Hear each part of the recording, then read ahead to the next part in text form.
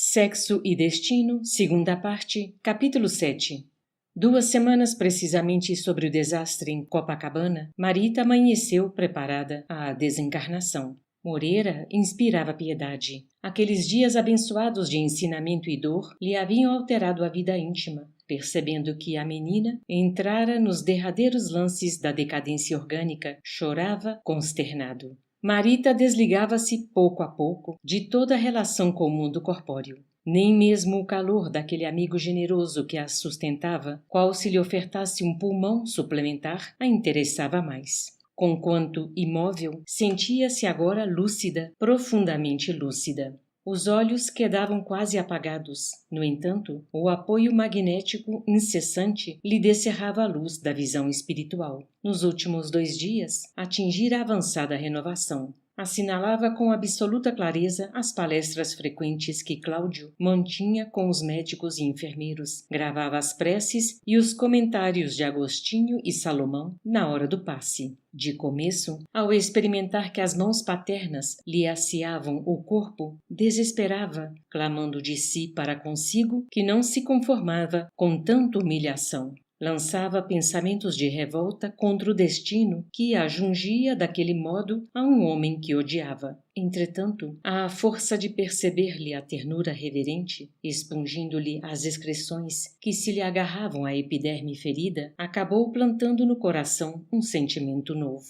Enterneceu-se e transfigurou-se. Ouvia-o falar em Deus e, às vezes, identificava-lhe os dedos a lhe roçarem a fronte, ao mesmo tempo que entremeava afagos e orações. Num dos minutos comovedores em que ela cismava, sem atinar com os motivos daquela transformação, Félix aproximou-se e acariciou-lhe paternalmente os cabelos em desalinho e disse, na convicção de quem centralizava todas as energias, a fim de sugerir-lhe, com êxito, a atitude aconselhável. Filha, perdoa. Ela registrou, emocionada, a voz desconhecida e recordou a mãezinha que a deixara no berço.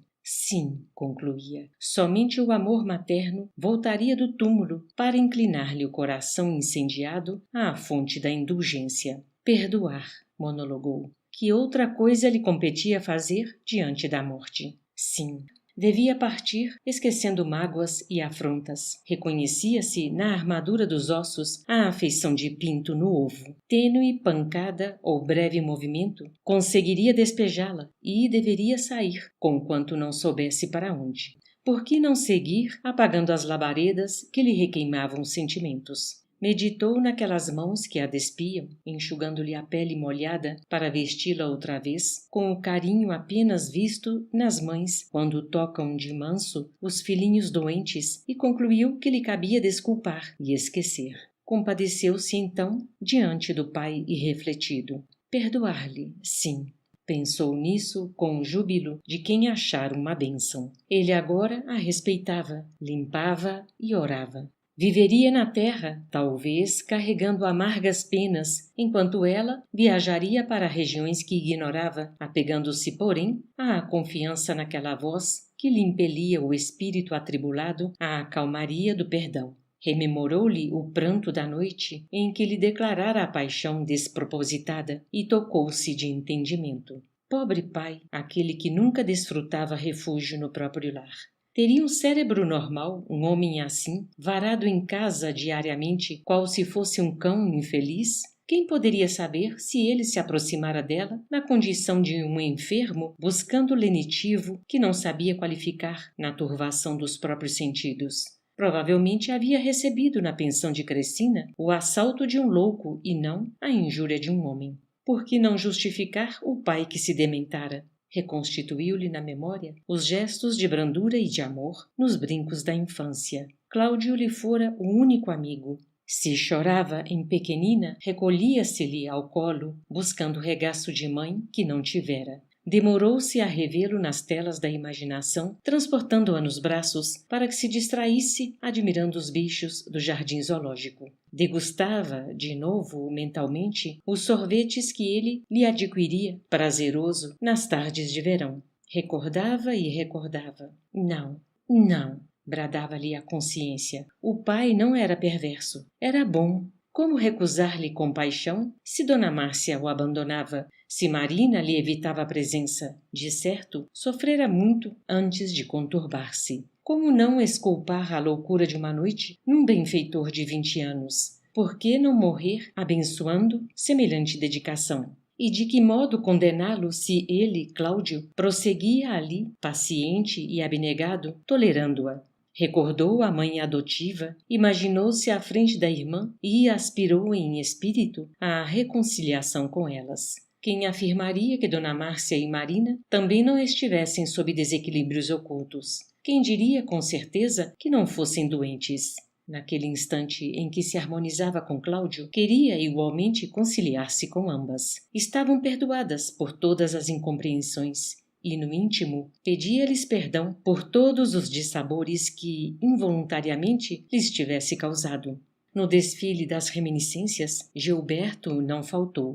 A figura do rapaz surgiu-lhe na cabeça, envolvida das doces vibrações do sonho que lhe constituíra a luz da vida. Não conseguiria odiar quem amava tanto. Gilberto teria encontrado razões para afastar-se dela e também, naquelas reflexões graves e extremas, lhe aparecia na ternura revestido com a beleza de um companheiro amado e limpo. Ao enunciar esses pensamentos, Marita sentiu-se mais leve, quase feliz. Intentou movimentar-se, gritar ao pai que ela o considerava um homem de bem, que não detinha motivo algum para acusá-lo, que os sucessos da moradia de Crecina tinham sido apenas um lamentável engano, que ela realmente morreria, rogando-lhe, no entanto, viver e continuar a ser bom. Contudo, só ao pensar no próprio soerguimento, teve a impressão de que se algemava a uma estátua. Nenhuma reação favorável nos membros hirtos, nenhuma voz na garganta que lhe parecia de pedra. Todavia, tão grande e tão heróico se lhe externou o esforço da alma renovada que bagas de pranto lhe rolaram dos olhos semimortos. Desde esse minuto solene de pacificação, começou a distinguir vagamente vozes e formas do plano espiritual entre alegre e amedrontada, qual se estivesse acordando num clarão traspassado de bruma. Fitando-lhe o semblante orvalhado de lágrimas, Nogueira, reanimado, chamou o médico.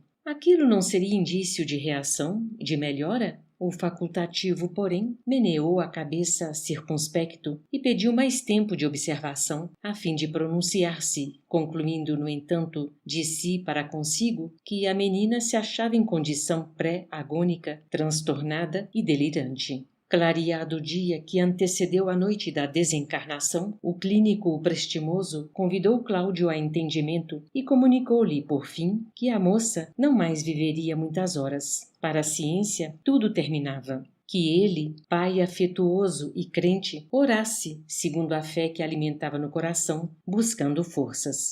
Nogueira baixou os olhos e agradeceu, humilde. Telefonou para Agostinho e Salomão, participando-lhes o aviso. À noite, os amigos vieram. Rogou orassem por ele, queria ser digno da fé que aceitara. Pela primeira vez, pediu um passe em favor de si mesmo. Baixou os olhos e espalmou as mãos para recebê-lo, imitando o gesto de uma criança infeliz, suplicando uma esmola. O velho farmacêutico e o negociante consolaram-no. Não seria justo reter a menina padecente num corpo qual aquele, deprimido e irrecuperável. No entanto, ao se despedirem, achavam-se ambos engasgados de emoção. Cláudio, mais desolado que nunca, às 9 horas solicitou licença para trancar-se. Queria estar só com a filha, dizer-lhe adeus. Ninguém recusou aquele favor suplicado com humildade. Isolado à frente dela, Nogueira demorou-se a meditar.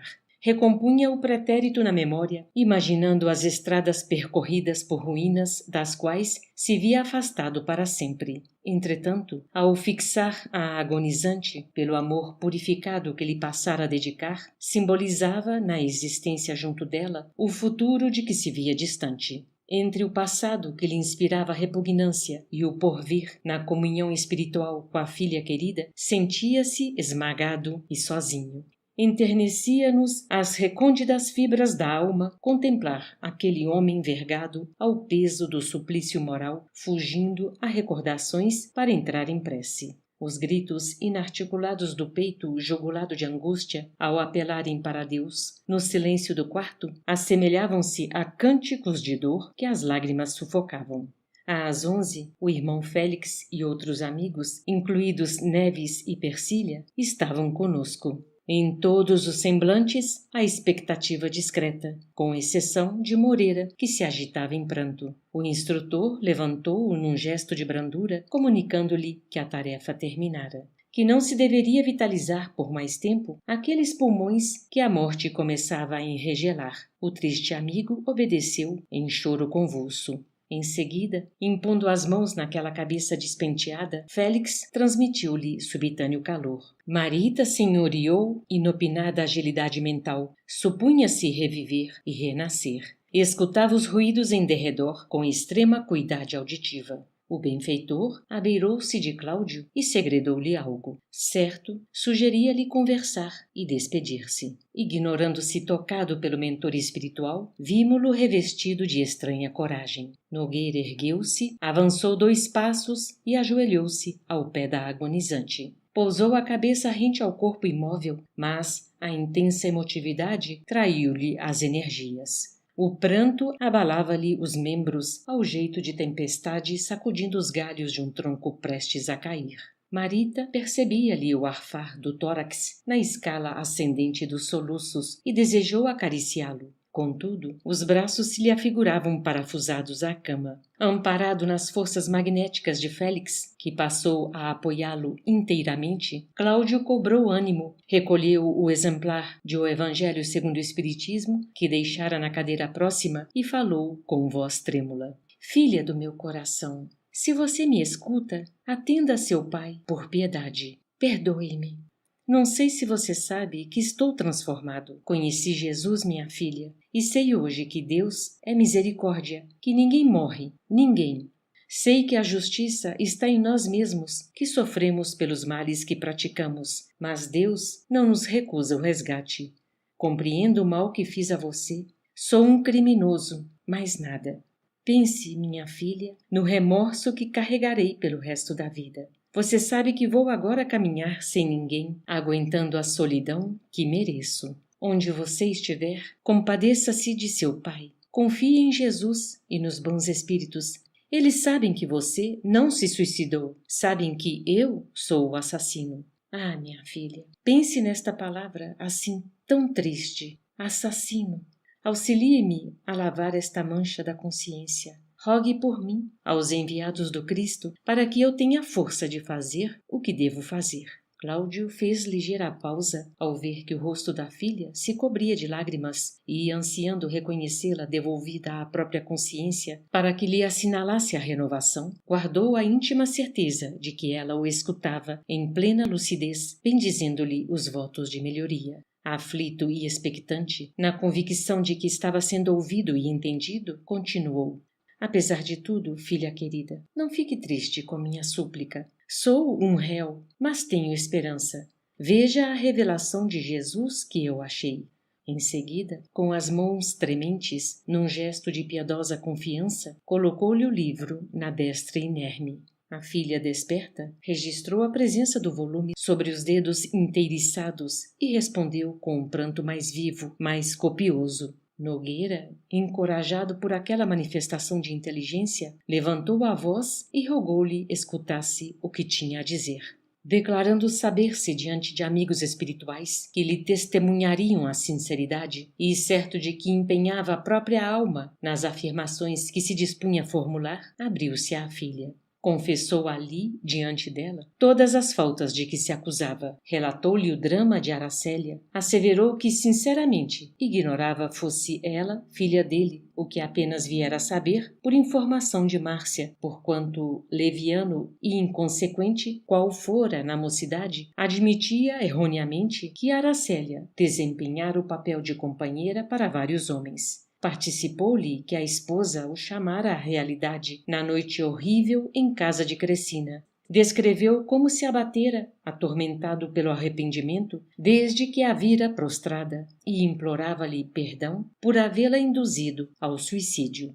Comunicou-lhe haver lido e aprendido muito sobre reencarnação, desde o primeiro dia de hospital, e asseverou-se persuadido de que ambos se achavam ligados através de múltiplas existências. Disse que a paixão alimentada por ele teria sido fruto da invigilância e da crueldade que ainda trazia no coração. Acrescentava, porém, ali, ante os padecimentos dela, que lhe constituíam sentença de dor inapelável, que prometia regenerar-se, por mais áspero o reajuste. Fim da longa exposição, que Marita assinalou compungidamente, frase por frase. Nogueira retirou o livro da mão pequenina e descarnada, rematando em choro convulsivo. Tenho orado e tenho recebido a misericórdia de Deus para mim, malfeitor. Mas, se a bondade infinita me pode favorecer ainda com nova esmola, abençoe-me, filha querida, e dê-me um sinal de benevolência antes de partir. Se você está ouvindo o réu que sou, acompanhe-me neste desejo. Ore também. Rogue a Deus forças. Mova um dedo só, para que eu saiba que você perdoou a seu pai. Não me deixe na incerteza agora que vou recomeçar o destino entregue às consequências de minhas próprias faltas. Registrando os soluços paternos que lhe revolviam a alma, a jovem associou-se-lhe aos votos. Desejou ansiosamente, veementemente, satisfazer-lhe o pedido. Perdão. A palavra ressoava-lhe no espírito à maneira de cântico que descesse do céu, ecoando nas paredes em torno. Perdão. Aquelas 6 letras, enfileiradas em forma de sons, pareceram-lhe música da eternidade que estivesse sendo executada no firmamento em trompas de estrelas, cujos brandos acentos lhe aliviavam o coração. A pobre menina concentrou todas as energias num pensamento de confiança e de gratidão a Deus e rogou mentalmente: Perdão, Senhor, perdão para meu pai, perdão para mim, perdão para todos os que erraram, perdão para todos os que caíram. Aguçaram-se-lhe as percepções e sentiu-se como que banhada de alegria inefável. Contemplou Cláudio distintamente agora, fitou Moreira em lágrimas e, alongando a atenção mais serenamente em derredor do leito, viu-nos a todos. Félix, em silêncio, endereçou-lhe eflúvios magnéticos a determinada área cerebral e Cláudio, atônito, viu a destra, inerme, levantar-se. Agoniado e reconhecido, tomou avidamente aqueles pequenos dedos frios e quis dizer: Obrigado, meu Deus, tentando, em vão, movimentar a garganta que os soluços embargavam. Contudo, em lugar da palavra dele, foi a voz de Félix que se ergueu de nosso lado, arrebatando-nos em prece. Senhor Jesus, nós te agradecemos a felicidade que nos concedeste na lição do sofrimento nestes dias de trabalho e de expectação. Obrigado, Senhor, pelas horas de aflição que nos clarearam a alma, pelos minutos de dor que nos despertaram as consciências. Obrigado por estas 2 semanas de lágrimas que realizaram por nós o que não nos foi possível fazer em meio século de esperança. Em te alçando nosso agradecimento e louvor, pedimos ainda: lança, por misericórdia, a tua bênção na irmã que se despede e no companheiro que ficará. Transfunde-lhes o pesar em renovação, a mágoa em regozijo. Recebe-lhes o pranto como sendo a oração que te elevam, aguardando-te a paz no caminho. Entretanto, Mestre, não te exoramos a piedade somente para eles, irmãos bem-amados, que consideramos filhos da própria alma. Suplicamos-te arrimo para todos os que resvalaram nos enganos do sexo desorientado, quando nos ofereceste o sexo por estrela de amor a brilhar, assegurando-nos a alegria de viver e garantindo-nos os recursos da existência. Consente, Senhor, possamos relacionar diante de ti aqueles irmãos que as convenções terrestres tantas vezes se esquecem de nomear quando te dirigem o coração. Abençoa os que se tresmalharam na insana ou no infortúnio em nome do amor que não chegaram a conhecer. Socorre nossas irmãs entregues à prostituição, já que todas nasceram para a felicidade do lar, e corrige com tua munificência os que as impeliram para a viciação das forças genésicas. Acolhe as vítimas do aborto, arrancadas violentamente ao claustro materno dentro dos prostíbulos ou recintos que a impunidade acoberta, e retifica, sob teu auxílio, as mães que não vacilaram asfixiar-lhes ou degolar-lhes os corpos em formação. Restaura as criaturas sacrificadas pelas deserções afetivas que não souberam encontrar outro recurso senão o suicídio ou o manicômio para ocultarem o martírio moral que lhes transcendeu a capacidade de resistência. E compadece-te de todos aqueles que lhes escarneceram da ternura, transformando-se quase sempre em carrascos sorridentes e empedernidos. Protege os que renasceram desajustados no clima da inversão, suportando constrangedoras tarefas ou padecendo inibições regenerativas. E recupera os que se reencarnaram nessa prova, sem forças para sustentar as obrigações assumidas, afogando a existência em devassidão. Recolhe as crianças que foram seviciadas e renova, com a tua generosidade, os estupradores que se animalizaram inconscientes. Agasalha os que rolaram na desencarnação prematura por efeito de golpes homicidas nas tragédias da insatisfação e do desespero, e ampara os que se lhes tornaram os verdugos padecentes, vergastados pelo remorso, seja na liberdade atenazada de angústia ou no espaço estreito dos calabouços. Mestre, digna-te reconduzir ao caminho justo os homens e as mulheres, nossos irmãos, que, dominados pela obsessão ou traídos pela própria fraqueza, não conseguiram manter os compromissos de fidelidade ao tálamo doméstico. Reequilibra os que fazem da noite pasto à demência. Conforta os que exibem mutilações e moléstias resultantes dos excessos ou dos erros passionais que praticaram nesta ou em outras existências. Reabilita a cabeça desvairada dos que exploram o filão de trevas do lenocínio. Regenera o pensamento insensato dos que abusam da mocidade, propinando-lhe entorpecentes. E sustenta os que rogaram antes da reencarnação as lágrimas da solidão afetiva e as receberam na terra por medida expiatória aos desmandos sexuais a que se afeiçoaram em outras vidas e que muitas vezes sucumbem de inanição e desalento em cativeiro familiar, sob o desprezo de parentes insensíveis a cuja felicidade consagraram a juventude. Senhor, estende também a destra misericordiosa sobre os corações retos e enobrecidos. Desperta os que repousam nos ajustes legais, acatados nas organizações terrestres, e esclarece os que respiram em lares revestidos pela dignidade que mereceram, a fim de que tratem com humanidade e compaixão os que ainda não podem guardar-lhes os princípios e imitar-lhes os bons exemplos. Ilumina o sentimento das mulheres engrandecidas pelo sacrifício e pelo trabalho, para que não desamparem aquelas outras que até agora ainda não conquistaram a maternidade premiada pelo respeito do mundo, e que tantas vezes lhes suportam a brutalidade dos filhos nos lupanares. Sensibiliza o raciocínio dos homens que encaneceram honrados e puros, de modo a que não abandonem os jovens desditosos e transviados. Senhor, não consintas que a virtude se converta em fogo no tormento dos caídos e nem permitas que a honestidade se faça gelo nos corações. Tu, Senhor, que desceste às vielas do mundo para curar os enfermos, sabes que todos aqueles que jornadeiam na terra, atormentados pela carência de alimentação afetiva ou alucinados pelos distúrbios do sexo, são doentes e infelizes, filhos de Deus, necessitados de tuas mãos. Inspira-nos em nossas relações uns com os outros e clareia-nos o entendimento para que saibamos ser agradecidos à tua bondade para sempre.